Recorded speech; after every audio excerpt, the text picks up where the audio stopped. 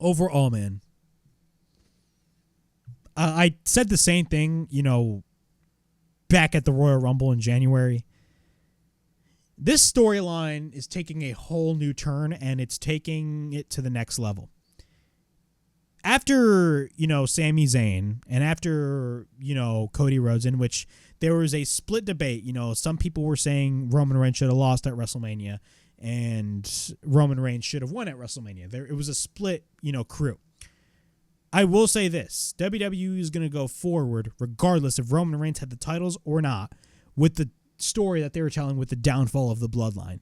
And right now with Night of Champions, everything is escalating to the next level. Now, the possibilities are endless when it comes to who Roman Reigns is going to be wrestling now. Shit is getting very, very, very interesting. This ending was fantastic. Absolutely fantastic. This was top-tier perfection. We all thought Jey Uso was the catalyst of this whole thing, and he still is the catalyst of this whole thing. But if you think about it, we all thought Jey Uso was going to be, we all thought the Bloodline was going to turn on Jey Uso. But instead, the roles are different, and now we have Jimmy, who snapped, because if you think about it, Jey was always the guy that fell in line with the Bloodline. Jimmy was kind of the chill dude throughout the entirety of the Bloodline. And Jey is the one now telling Jimmy, bro, don't do this. Now Jimmy is the one that super kicked Roman. Jey is the catalyst, but Jimmy escalated this whole thing. And you know what? It's absolutely great to see. Not only that, Roman is now in the position of, because he's now in the position of, holy shit, I fucked up. Because really the downfall of the Bloodline, as Sami Zayn stated on SmackDown, is his fault.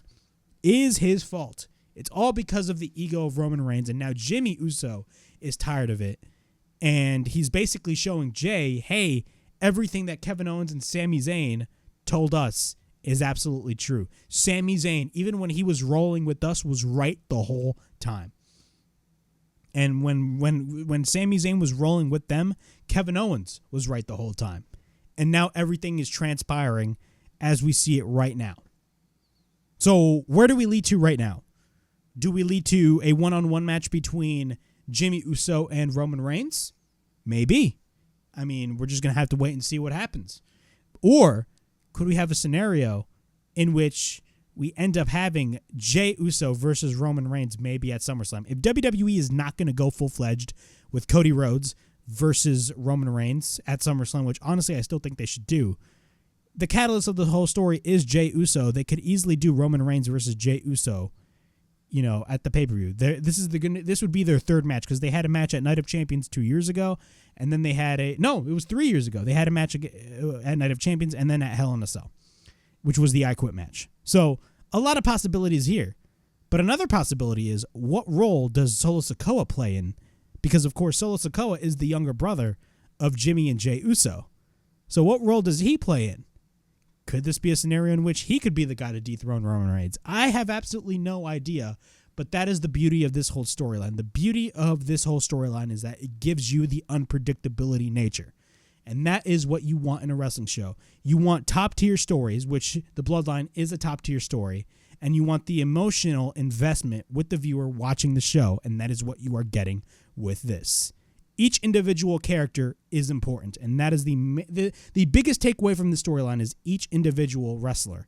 Jey Uso, Jimmy Uso, Solo Sikoa, Roman Reigns, Sami Zayn, Kevin Owens, Paul Heyman of all people. Every one of them serves a purpose, and that is the biggest takeaway I can give you guys for this whole story. This is only going to get better, and I absolutely love everything that WWE did with the ending of this pay-per-view.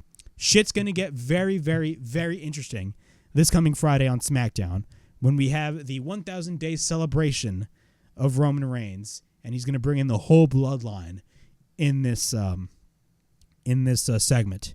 Shit's going to get very real, and I'm 100% here for it. WWE has me fully invested in this story.